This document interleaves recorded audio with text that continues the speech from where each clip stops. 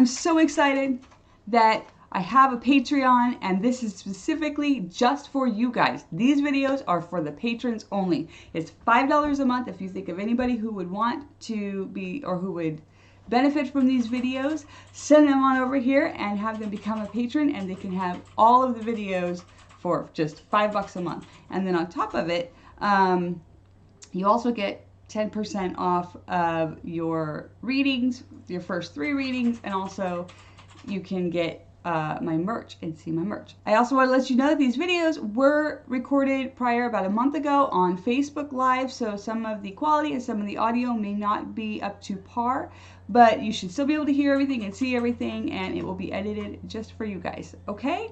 I love you all. Thank you so much for supporting me in what I do and for coming over here and seeing all this stuff, and I can't wait to get to know all of you so much more and better in that. In here we get to talk to each other and see each other more, so I can't wait to do all that with you guys. Thanks. Bye. Now go watch the video. All right, so tonight we're going to do class number 1, which is going to be on grounding and protection. So I'm going to show you guys how I do my protection and my grounding. See, so everybody, that's Bob. Say hi to Bob.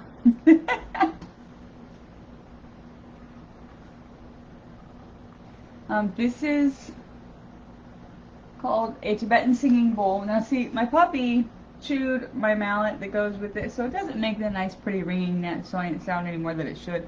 So I try to use this end. It's still not great, but can't really hear it at all anymore. But I can hit it and it just goes. The mallet, when you use it like this, it actually makes the singing go longer. That's just one of the tools. And then my stones. So that's just my tools. So for me personally, so this is my protection routine. I will usually sit here, and I'm just showing you guys because I'm going to be going into doing the class and everything, and then we will discuss different techniques. But for right now, I'm just going to show you mine. So for protection, when I'm going to do a reading, the first thing I always do is I light my sage. And I get it going. I have a very young puppy and a very old dog. My old dog likes to pretend like he can't walk very quickly because he just wants to saunter around the house. But he can walk a little faster than what he does. He just kind of... it's like a turtle. Anyway, so there's my lighter. So I light my sage. It's always the first thing I do. And then, because we're dealing with electronics today, I'm lighting my sage and I'm putting it all over my electronics because all day today it was not working right. Every time I tried to do something, the internet would shut off on me. Okay. Hi Teresa, hi Annette, hi Michelle, hi Jessica, hi Tara, and Rebecca, Brandy, Eric, Nicole, and Andrew, and Cassie. How y'all doing? So first thing I always do is I light my sage, and then I will go through my stones, depending on what's going on, and I will decide which stones that I want to use for my protection that day. Sometimes I will wear them, sometimes I will just have them next to me, sometimes I'll have them right in front of me, sometimes I'll play with them in my hand. Depends on the day, whatever it is I'm feeling. So this, inside this one is a Smoky Quartz. There you go, you can see it. So it's a little Smoky Quartz, I can wear it. I have just the regular quartz, the regular white quartz. This is a tiger eye. Okay.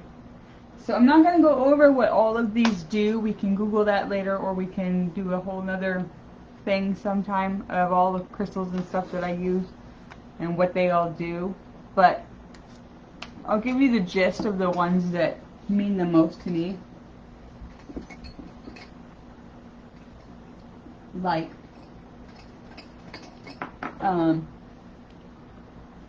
the Selenite, which is for bringing in a high frequency, really clean, high vibrational energy, which is what you want to do when you're first starting out. Anytime you're doing any readings, bring in the high vibrational, clean, positive energy every time.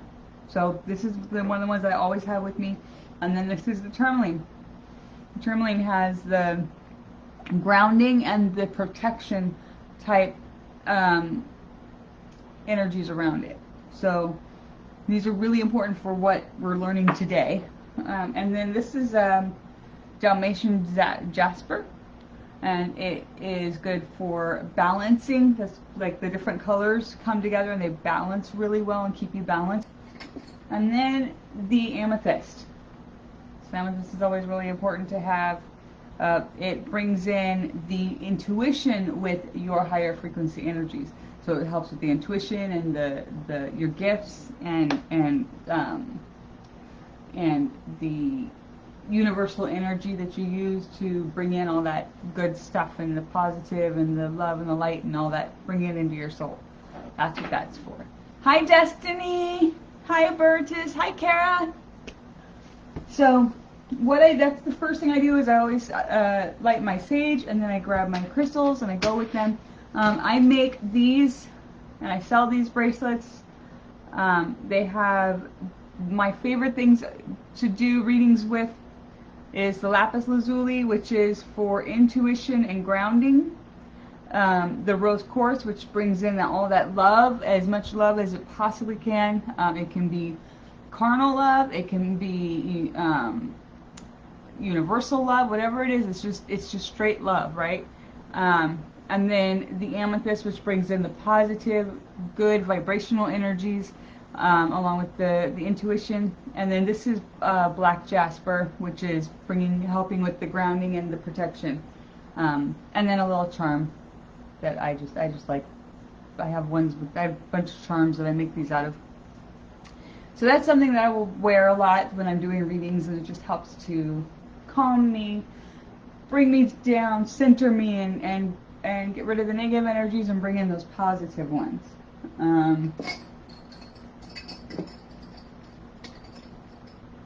And then this is my Merkaba shaped pendulum, which whoa, hello buddy.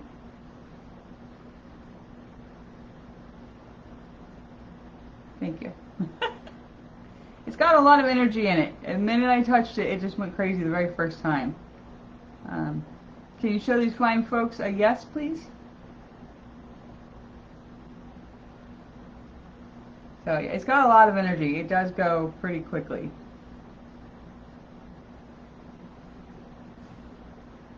Thank you.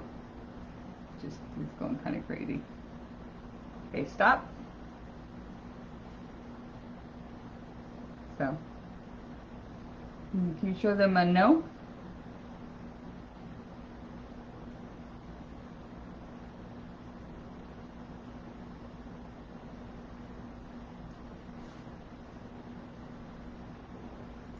So yeah, it's pretty crazy. Okay, stop. Okay, thank you. So yeah, that's my pendulum that I am very connected with for some reason. I have no idea why. I never thought I would be connected to a particular pendulum, but that one is like my buddy, if you will.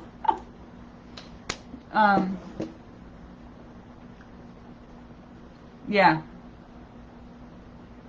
I ended up going into some random little shop somewhere and just saw it and picked it up, and then went and looked at all the others, and I never put that one down. It was just, that was the one for me. And I made my boyfriend get it for me for Christmas. Yeah, I handed it to him. I said, okay, you never know you probably don't even know what to get me for Christmas, so this can be one of the things. But he did. He got me really awesome things. Uggs, a comfy blankie, all kinds of wonderful things like that I love. Anything soft and warm and cozy.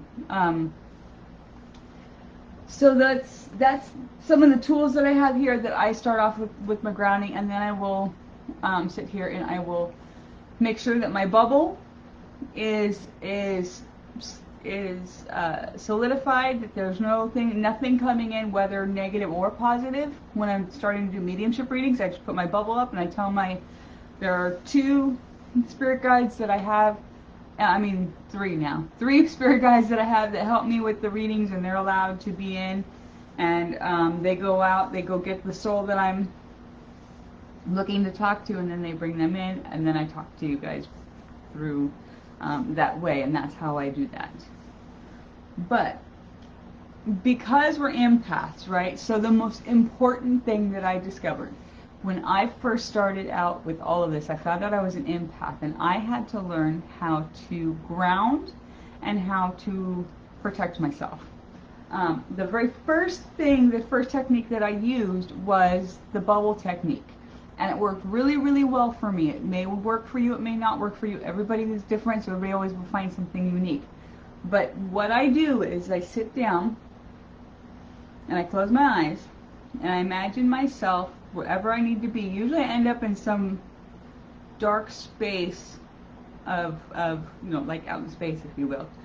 And I end up there with the big bubble around me, and there's all of these souls that have passed that are just standing around, and I tell them all, you need to back up. My bubble's coming out. You all need to back up. We're gonna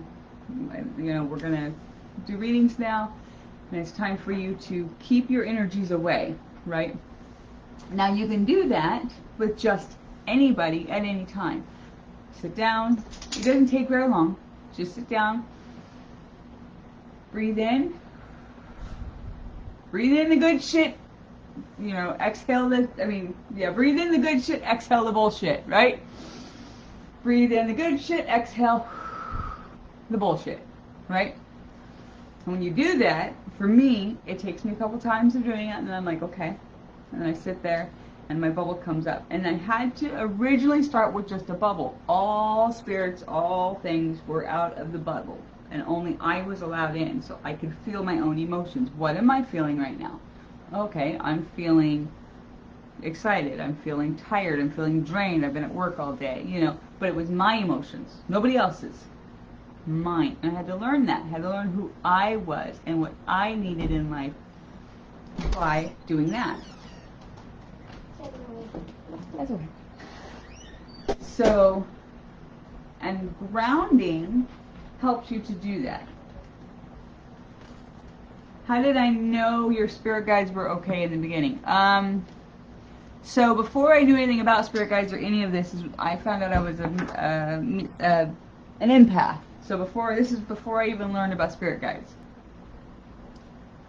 I had to learn how to put those boundaries up against everyone else's energies. Everyone else's energies. In fact, I have a meme somewhere, and it makes me laugh because this guy's walking around with a actually made out of like a hula hoop or something, and he puts it over his shoulders, and he walks around and has this like personal space hula hoop thing. And that's what I think of almost every time I think of, like, when I have to do my energy, I think of that meme. So you have to push all energies out and just find out who you are. Because if you don't know who you are, you can't really get down to the nitty-gritty of what your gift is. You have got to start realizing that you and your emotions are very important, and you've got to acknowledge them. Yes, I'm feeling mad today. Yes, I'm feeling sad today. Yes, I'm feeling upset today. And why? Because, because somebody pulled out in front of me while I was driving, and it made me mad, pissed me off. Acknowledge that. Yes, I feel that way. Is that how you want to feel every time somebody pulls out in front of you? That's your choice. Do you want to feel that way every time somebody pulls out in front of you? If yes, well, then you're on the right track. Go keep on going. But if no, then like most of us, it's going to be a no. I really don't want to feel that way every time I have somebody cut me off. Then why does that make me mad? Well, because they didn't look. And I was always taught to look first before I pull out, and I try to always look first before I pull out. So yeah, it's rude, right? They were rude to me. Well, it's kind of getting into your own emotions, your own feelings of the moment, right? So that's where protection comes in for you. You have to get in, feel that emotion, acknowledge it, and then take a couple seconds to go, is that something I want to feel? Yes, no? Why? Okay, and then move on.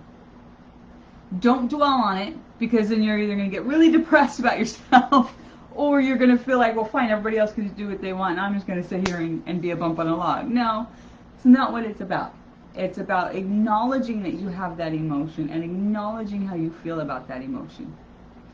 And then moving on and growing. You will eventually start growing and you will change those behaviors and those thoughts and those emotions. Yes, Tara. So, yeah, and it's really hard because a lot of people don't really understand that, right? They don't know how to do this, and that's why we're doing this today, is breathe in the good shit, breathe out the bad shit, imagine that bubble. Some people use a white light, and grounding is extremely important for us as empaths. Grounding is like one of the #1 ways that we can start feeling ourselves again, which is crazy when you think about it, but it's very true. So, if you can go outside and stand on the ground and allow yourself to feel the energy that's in the air around you, feel the trees, listen to the trees, feel the butterflies, feel the birds, feel the squirrels, feel the grass under your feet and the energy that it takes for it to grow. As crazy as all those things sound, take a moment as an empath and you will start realizing you can feel those energies. If you're an empath, no matter what kind of empath you are, you will feel it in whatever way you feel the energy. Feel the energy of another person, you might feel their physical energy or you might feel their emotional energy, but either way, you're going to feel an energy. The same way you feel the energy in a person, you will feel the energy in the nature around you. It is part of who we are as empaths. And that is kind of grounding you to the earth and giving your feet somewhere to stand and say, this is me. This is how I feel. Sometimes what will happen, and what I noticed started happening to me, was things like dragonflies would come up and like sit and look at me, green ones and blue ones specifically, over and over and over again. And for me, that was a sign. That was a sign from the other side, because dragonflies are a sign that your past loved ones are talking to you. So for me, it was a definite sign from the other side that I was getting information that, yes, I'm supposed to be a medium. Yes, I am talking to those who have passed. I'm not that crazy. And that what I was doing was the right thing and going down the right path for myself. And when I first started out, I asked my spirit guides, show me what you look like. Who are you? What are you doing? And this is how I knew that I was seeing the right thing. So I asked a mentor of mine to say, hey, how I want to see my spirit guides. So I did a reading with her. I paid for a reading with her, and she told me what my spirit guide looked like. And I said, okay. And I didn't know if I believed her. It wasn't because she wasn't trustworthy. It's just because I wasn't sure how to take the information, right? And she told me she saw a Middle Eastern man, and that his name was Malachi. And I was like, okay, sure. All right, Malachi. And I said, if you're real, and if it's really you, if you're really there, and you really name Malachi and you're Middle Eastern, I want you to show me frogs. I've not seen one frog where I live. I want to see frogs. Well, I started going out, and I was pregnant with a boy at the time. So I was going out and I was doing buying a lot of stuff for boys, and a lot of baby boy frog stuff started popping up, and I was like, yeah, whatever, it's just baby boy toys. Baby boy toys are always have frogs on them, blah, blah, blah, right? I was ignoring all the frogs. So then and I'm really bad about this. My spirit guides are like constantly having to like throw stuff right in my face, constantly. If I don't listen, they will just be like, look, I said. So within like a month, well, it might have been a couple months, it was a month or two later, I kept seeing the baby boy frog stuff. Hi, Sarah. And then about a month or two later, my ex-boyfriend, who was at work, sent me a picture of this huge frog trying to get in to his work. And it was like kept jumping at the window, that it was like a full-length window that went from the ceiling to the floor at his work, and it was right where his desk was, and it kept thudding against the window, trying to get into his office. And he does not believe any of this stuff. He doesn't get it, but he sent me that picture, and he was like, look at this frog, it keeps trying. I'm like, is that a toad? And he goes, no, everyone here is telling me it's actually a frog. It's just one of the biggest frogs, whatever, in the area. And I was like, whatever. And I was like, fine, okay. And then the day after that, my daughter comes in, and I have pictures somewhere of this, but my daughter comes in with these tiny frogs. They're literally about the size of my fingernail. And her hands, both her hands were like this, and they were full, like full of these baby frogs. She comes in and she's like, look, Mom, look at all these frogs.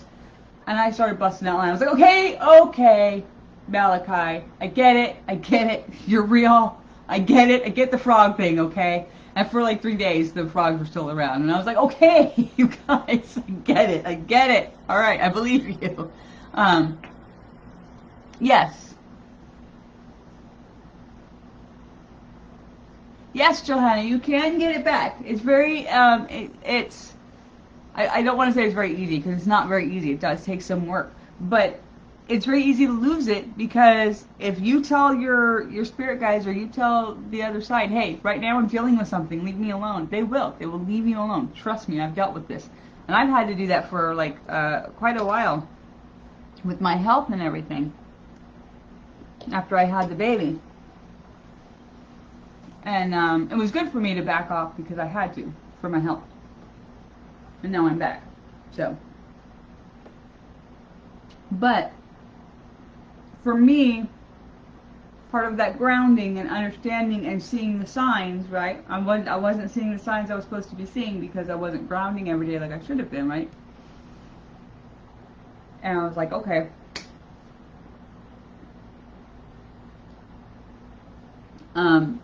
After the last, the thing with the frogs, and every once in a while, something random will come up with a bunch of frogs, and I'm like, okay, I know you're still there. You're still there, Malachi, I know. And it's kind of like a joke almost with my spirit guides at this point, where, like, it's never something small or insignificant frog. No, it'll be like a giant stuffed frog that somebody throws across to me from another side of the room, and they have no idea that I know anything about that frogs mean anything to me. And also your chakras are really important. In fact, now I forgot to show the video of the chakras. There's a tiny little video, I think it's like 5 to 7 minutes long, something like that, about your chakras. And I really want you guys, if you guys are interested in and you are doing these classes, I want you to watch this video. I will try to link it in the video here. If not, I will do a separate post that has that video. It has some things on empaths and different techniques. It will have some different techniques for how to protect and how to ground. I'm sure there are some YouTube videos that help with that. But some people use white light, some people use a purple light, some people will, and I, like me, I will use a bubble, some people will use glass. It's just what works for you, but you need to imagine, you need to take the time to imagine yourself in this moment with this thing around you. And if you have somebody coming up to you, and I love this one is one of the ones that my mentor told me, and it's one of my favorite things in the world.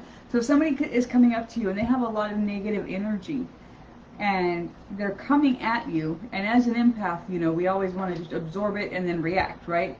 So he taught me to imagine that I have a concave mirror that I hold up, and all it does is it takes their energy and it throws it right back at them, so they can see themselves and their energy all at once, and it throws it right back at them, and you don't have to do anything. Literally, you just watch their face fall and just not know what to do. The confusion is kind of funny to watch, because you just stand there and you just be the warrior in the moment. Sometimes you just have to be a warrior in the moment. Stand up for yourself. Stand up for your own emotions, your own energies, and don't let other people take advantage of you. Put that boundary up. Keep them at bay if they're hurting you and making you uncomfortable with their energy.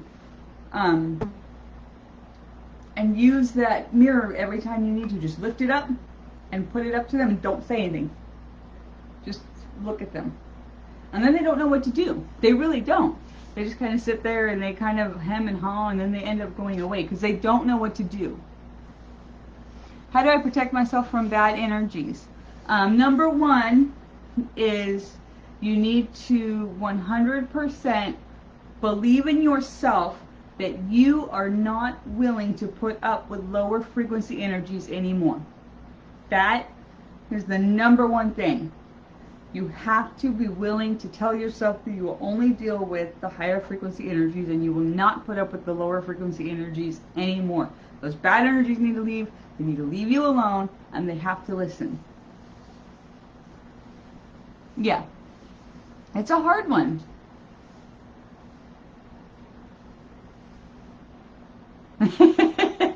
Right, Melly? Really, it works. I'm telling you, it works. They don't know what to do with themselves, and they just... It's kind of funny to watch their face just kind of go. You're just like, well, I'm sorry, can I help you? I love doing that afterwards. Oh, I'm sorry, can I help you? And still just remain nice. And they just don't know what to do with it. Kill them with kindness, man. Kill them with kindness. Actually, just kill them with their own energy.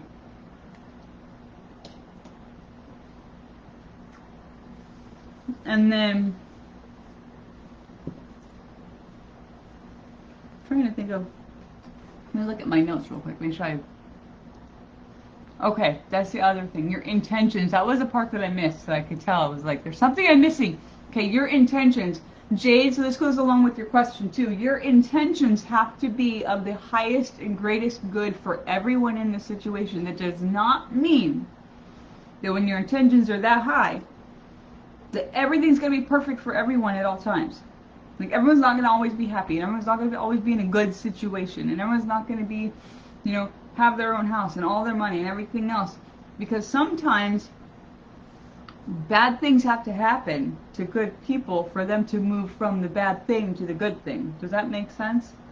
If you're in a bad situation, you're living with a boyfriend who is really, really negative and just physically abusive and stuff, right? You have to get away from that situation. In order to get away from that situation, something is going to have to make it change. And 99.9% of the time, you're going to have to leave that boyfriend, right? You're going to have to walk away from that situation. And that is a bad thing. It hurts. It's painful. A bad thing is in your emotions are very down and you hurt really bad, right? So, but for the good of all in the situation, you have got to get out of that bad situation in order for everything to go better for you. And that might mean you're homeless for a while, or you don't have a job for a while, or you are scraping it, barely making by for a little while. But most places in the world have things set up for people that are in situations like that, and they can help, and you can get through it. It's just not easy. It's really hard, and you have to put the effort in, and you have to put that intention in that, hey, I'm gonna do this because I want to better myself. I have got to do this so that my life, it is an extension of how I feel on the inside, with the better intentions, the intentions for the highest and greatest of good, for the intentions of the high vibrational energy that I want in my life now. I need to get rid of all that other stuff. And it's hard, and it feels really bad, and it feels really sad, and it makes you cry, but in the end you're going to be happier. I promise you. You just have to have those intentions to have the highest, greatest good. Okay? Oh, so one of the things that I use for my tools is YouTube. I'll go on there and I will look for some meditations that I particularly like. There's a couple of them by the Honest guys that I like that I will put into the post that has all the other stuff in it. Another grounding technique is breathing techniques. Counting in, 1, 2, 3. Hold, 2, 3. Out, 2, 3. And out 2, 3, 4, I think is what it is. And in 2, 3, hold 2, 3, out 2, 3, 4. Okay? And that in and of itself will help you to start grounding as well when you're outside. In meditation, when you're like sitting down to do a full meditation, you can do, you can have it be quiet. You can use the shamanic drumming that people like. So there's a shamanic drumming. So I remember when I did that one, and I did a shamanic drumming one, I was sitting there and in the woods, and then all of a sudden I looked down and I had paws, the paws of like a white dog, really big feet, And then I looked around and there were all these other animals, all these other creatures and animals. And all of a sudden I was like running and they were following me. And this is during a weird meditation. I've never had this happen before or since, but this is just the one meditation where it did this, and it was on the shamanic drumming. So whatever it was, it worked really well. And I ended up running, and I was a shapeshifter. I remember thinking that I was a human, now I'm an animal, so I must be a shapeshifter in this meditation. And I had a whole bunch of other shapeshifters come in, and follow me. And I remember going to my mentor going, what in the heck is this? I'm much more normal than this. What's going on? And he started laughing, and he was like, look, you are a leader. You love to help, exactly what I'm doing here. You love to help people with their gifts and to grow and you inspire them. And in that way, you are a leader. And that's what this is showing you. And then people are shape-shifting because their souls are being transformed into, that higher vibrational energy. And then meditation does not have to be a long drawn out thing of quiet. It can be, I'm doing this in a minute. I'm doing this while I'm doing something mindless. Like when I'm sewing or something, or if I'm stuck in my bed because I have another bad day and I'm doing crochet, because I crochet when I'm sitting in bed. I have to have something to do with my hands or I go crazy. So anytime I'm doing something like that and I can't get up, I will start meditating there, just doing nothing but mindless work. And then the intentions of the love, using that higher frequency energy, and bringing in that energy that makes it's just straight up love. It doesn't have to be in love or lust. It is just the love of the universe, the love of the people, the love that when you're an empath, that love and light and positive energy, the vibes, the higher vibrational vibes is just nourishing to us. We have to have that in our lives or we start going crazy. And I think that about sums up my whole thing for today.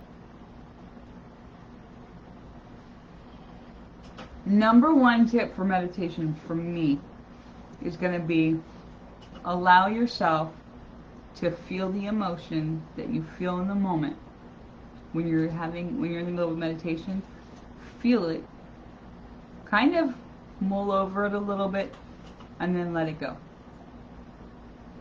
And you'll start growing as a person, and you'll start being able to look at somebody else in a situation. You can start backing away from the situation, and maybe not every time, because trust me, I don't do this every time either. If I'm in the middle of a situation and somebody gets riled, I still will get riled sometimes. But if you do this and you start learning what your emotions are and what they're for, and you start letting them go, when you start having that emotion from somebody else that isn't yours, you can start seeing that it's not yours and let it go. And I love you all. I'm going to go, and I will I'll put all that stuff up, and I will talk to you guys tomorrow night at the same time, same place tomorrow night. You're very welcome. You guys have a good night. Bye.